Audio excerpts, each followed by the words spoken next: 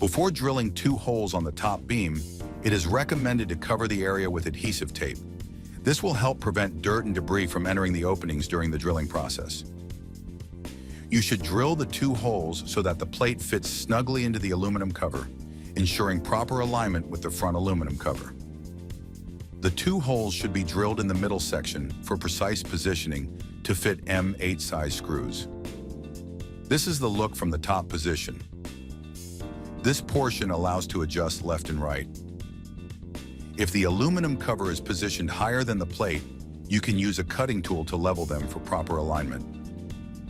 Alternatively, you can place a spacer or shim at the base of the plate to ensure it remains in a horizontal position. After drilling the top 2 holes and securing the steel plate, you should proceed with drilling the 2 holes at the bottom, ensuring that they are aligned vertically. Additionally, verify that the UTM column is perfectly aligned with the aluminum cover for proper positioning and stability. Additionally, the distance from the column to the extensometer should be equidistant along the height to ensure proper leveling and alignment. First, loosen the frame as needed. You can use a pen to mark the correct hole position at the center. Look for the slot that helps you identify and align the middle position accurately before drilling. The hole should be drilled to 8.5 millimeters to accommodate the M8 bolts. Open the cover, ensuring that this plate is positioned inside the cover, while the other plate remains on top. Observe how one plate fits into the other using the screws. The system is also adjustable to allow for proper alignment. Adjustments can be made front and back, as well as left and right, to achieve proper alignment. Be sure to fine-tune the front and back positioning as needed.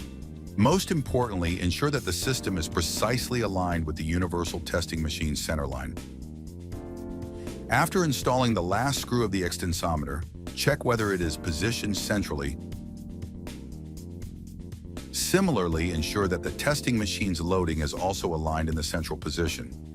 If there is any deviation, you can make adjustments using the nuts. Additionally, adjustments can be made at the bottom components to fine-tune the alignment. Once everything is properly positioned, tighten the nuts securely to lock the setup in place. When the components are properly assembled and the sample is clamped, the gauge length is set to 25 millimeters.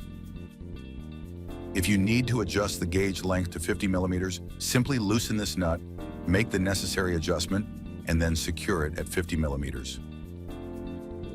After installing the extensometer, connect this port to the computer's PCI control card. Once connected, you will need to calibrate the large stroke extensometer to ensure accurate measurements and proper functionality.